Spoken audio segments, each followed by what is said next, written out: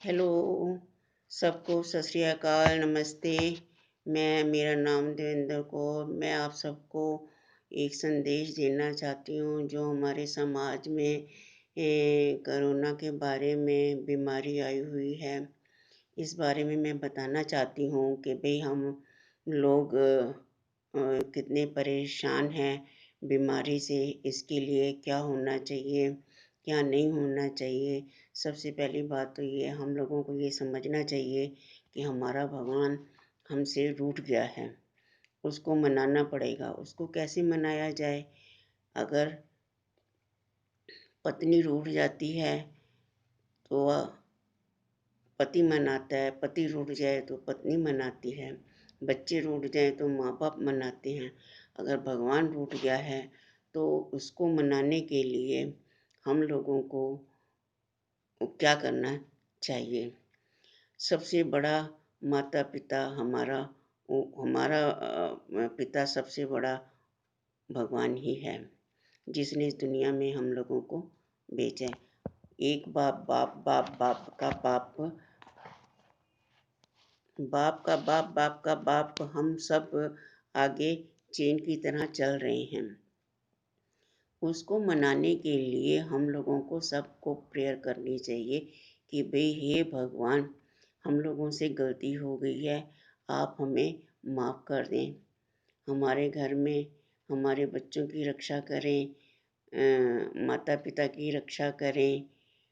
खाने में तकलीफ़ आ रही है तो भी भगवान से माफ़ी मांगे कि हमें माफ़ कर दिया जाए। हम आगे से जो है खाना जूठा नहीं छोड़ेंगे, ये नहीं करेंगे, वो नहीं करेंगे, वगैरह वगैरह। और सबसे पहली बात हम लोगों को ये सोचनी चाहिए कि सूरज एक है, चंद्रमा एक है, धरती एक है, आसमां एक है।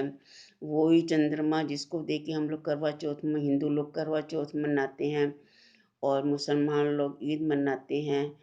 सूरज भी एक ही है, मुसलमान भी देखता है, हिंदू भी देखता है, सिख भी देखता है, ईसाई भी देखता है, सब देखते हैं।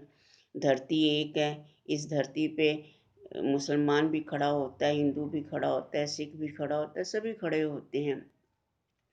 इस धरती पे फल फ्रूट सब्जियां जो उगती हैं वो मुसलमान भी खाता है, हिंदू भी खाता है। लेकिन हम लोग इस बात को नहीं समझते। हम हिंदू मुसलमान करके लड़ाई झगड़े खून खराबा जो हम कर रहे हैं उसकी सज़ा हमको भुगतनी पड़ रही है। सभी धर्मों को ये सोचना चाहिए कि हम इंसान हैं। भगवान के रूप अलग हैं, नाम अलग हैं, लेकिन वो एक शक्ति है जो अपनी शक्ति का कमाल दिखाती है, जो कि आप लोग देख रहे हो। भगवान को मनाने का तरीका सिर्फ ये है कि भई अभी तो हम लोग घरों में बंद हैं और दूसरा जो है गुरुद्वारे मंदिर हम लोग जा नहीं सकते हैं। अगर गलतियाँ की हैं हम लोगों ने तो 40 दिन तक नंगे पाँव जाके भगवान के घर प्रार्थना करें, माफ़ी मांगें।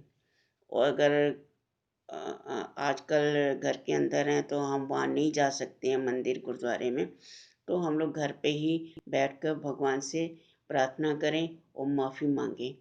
और जो सिख भाई हैं वो अपने घरों में बैठ के दुखभंजनी साहब का पाठ करें, सुखमनी साहब का पाठ करें। हिंदू भाई जो हैं वो हनुमान चालीसा पढ़ें और जो भी उन लोगों के धर्म में आता है उसकी पाठ पूजा करें। और जब भी आप भगवान के आगे प्रेयर करते हैं तो उनको कहिए कि भगवान जी, हमने अनजाने में बहुत सारी गलतियाँ की हैं, हमें माफ़ कर दीजिए। किसी को धोखा मत दीजिए, किसी के साथ बेईमानी मत कीजिए, किसी को गाली गलौज मत कीजिए, मारपीट मत कीजिए। यही सबसे इंसानियत है। अगर आप इंसानियत को मानते हैं, अगर आप भगवान की उँगली पकड़ के चलेंगे तो भगवान आपके कदमों में आपको सफलता ही सफलता मिलेगी। जो भगवान से दूर रहते हैं और कहते हैं भगवान है ही नहीं है, अब तो भगवान सबको दिखाई दे रहा है ना। भगवान अपना गुस्सा धरती पे दिखा रहा है। जब हम उसी को नहीं पूछेंगे, देने वाला वही है, खिलाने वाला वही है, तो फिर हम लोग हिंदू धर्म, सिख, ईसाई ये ले के लड़ाइयाँ झगड़े कर रहे हैं, इसमें ये नहीं है, उसमें वो नहीं है, हैं? तो अगर मुसलमानों को देश से निकाल दोगे, सिखों को निकाल दोगे, खाली हिंदू धर्म रहेगा, तो फिर जो ये धरती, आसमान, चंद्रमा है, इसको भी बाँट दो, इनको भी निकाल दो। इनको कहाँ निकाल दोगे? अगर मुसलमान यहाँ से निकल के कहीं और चले जाएंगे, पूरी दुनिया में एक ही, अगर विदेश चले जाओ, ईरान चले जाओ, अमेरिका चले जाओ, वहाँ पे भी वही चंद्रमा दिखाई देगा। अगर यहाँ से मुसलमान निकल के पाकिस्तान चले जाएंगे तो वहाँ पे भी यही चंद्रमा दिखाई देगा। तो आप लोग इस तरह की बातें ना करें तो बहुत अच्छा है। आप भगवान की भगवान की कुदरत को आप समझें कि भगवान क्या चीज़ है। अगर भगवान इतना ना होता तो हम लोग इस धरती पे नहीं खड़े हो सकते थे, ना इस दुनिया में हम लोग आ सकते थे। उसकी मर्जी से आते हैं, उसकी मर्जी से जाते हैं। आने का रास्ता एक है, जाने का रास्ता एक है। वही धरती है, उसी में सब्जी उगती है, उसी में फल उगते हैं। उसी धरती में इंसान समा जाता है, कोई जला देता है, कोई दबा देता है। अब ये तो नहीं है कि हिंदुओं के लिए अलग ज़मीन है तो मुसलमानों के लिए अलग ज़मीन है। नाम अलग अलग है, कोई शमशान घाट है तो कोई कब्रिस्तान है। सिर्फ इतना ही अंतर है। तो इन सब बातों से हम लोगों को दूर रहना है। बताने को बहुत कुछ है, लेकिन हम जो है सिर्फ इतना ही बता के संदेश दे रहे हैं, ताकि समाज में लोगों को ये पता चलना चाहिए कि भाईचारे वाला संदेश होना चाहिए। अपने बच्चों को भी आप सिखाएं, पढ़ाएं, लिखाएं, समझाएं। किसी के साथ मारपीट ना करें, किसी के साथ लड़ाई झगड़ा ना करें।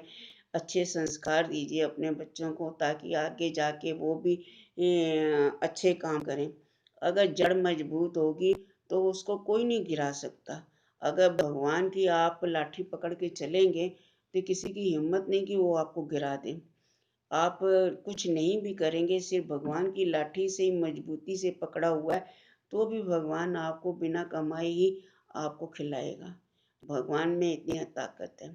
हमने बहुत कुछ देखा, हमने भी बहुत तकलीफें सही हैं, और भगवान हमारी सुनता है। हमको भगवान दिखाई देता है अपने घर में, हमारी रक्षा करते हैं। हम भी भगवान से प्रार्थना करते हैं, हमारी रक्षा करो, हमारे घर की रक्षा करो, बुरी नज़र से बचाओ, बुरे लोगों से बचाओ, चोर चुक्कों से बचाओ।